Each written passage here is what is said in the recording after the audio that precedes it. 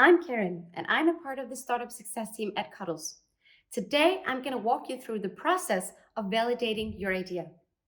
By the end of this video, you'll know why validating your idea is important and how to do it step by step. If you've had an excellent idea, my guess is that you've dived headfirst into building your product. And I get it. Having a great idea comes with a spur of motivation and excitement, but before you start spending all of your time and savings on building it, you should make sure that the rest of the world agrees that it's a great idea. You see, the point is that a truly great idea solves real problems for real people who actually need them solved. Founder of Y Combinator, Paul Graham, wisely said that the most common mistake for startups is to try to solve a problem that no one has. So, validating your idea is the first step to take when starting your business. And it's really not that hard. In fact, it can be done in 4 simple steps. Step 1, ask people about the problem. Testing your hypothesis doesn't require more than asking the right people. And let me just say that asking friends and family can give you a great idea of how people are going to react to your idea. And it can tell you if you're way off base. But their opinion alone won't cut it, simply because they're your most dedicated cheer squad, which is great, but it kind of messes up the value of their feedback. So go out into the world and ask people you don't know, and especially people with the problem you're trying to solve. You'll find numerous survey tools that makes it a lot easier. Step 2, build something for people to test. Once you've gotten smarter on the problem you're solving and the people who have it, you should build something for them to see. And don't spend your money on making a full solution yet. A sketch, a wireframe, a prototype, or a mock-up will do just fine for now. Showing people something will help them imagine what their lives would be like if they had your product. And that's when you get the most valuable feedback. Step 3, interview people about your solution.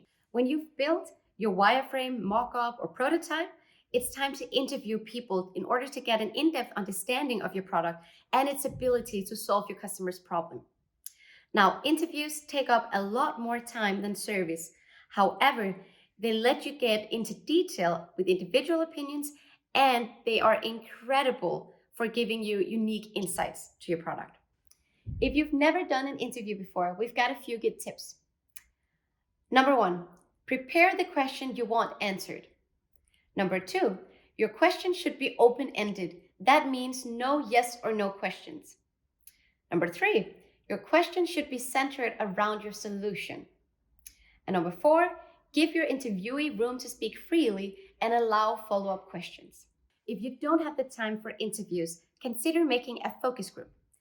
In a focus group, you'll be able to interview multiple people at once. But be aware that they might be influenced by each other, which makes the data a bit more insecure. The upside to a focus group is, well, if it's done right at least, that you'll be able to be a fly on the wall while the participants are discussing your product. The key to facilitating a focus group is to not interfere too much and instead let the conversation flow. Here's a few good tips for facilitating a focus group. Tip number 1, make sure that all participants are within your target group. Tip number 2, set the scene, but don't control the conversation too much. Number 3, take notes, and lots of notes. Or better yet, have someone else take notes for you so you'll be able to fully observe.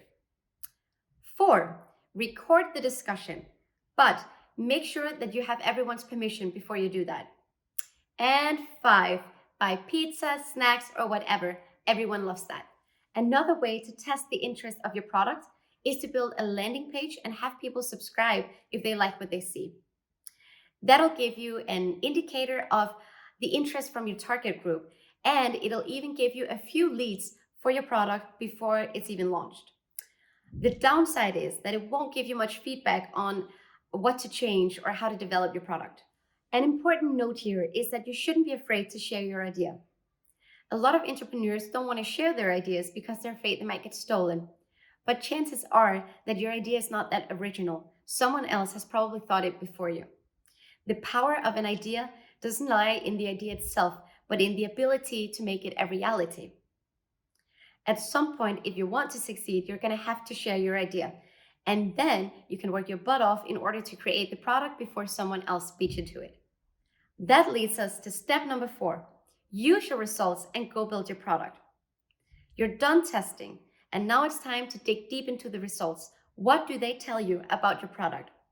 I'm willing to bet that they probably tell you to make something different than you initially thought of. When people tell you what they want, use it. So, to sum up, 1. Ask people about the problem. 2. Build something for people to see. 3. Interview people about the product. 4. Use the results to go build your product. If you want to learn more about how to build your startup, go to our Startup Academy at Cuddles.io.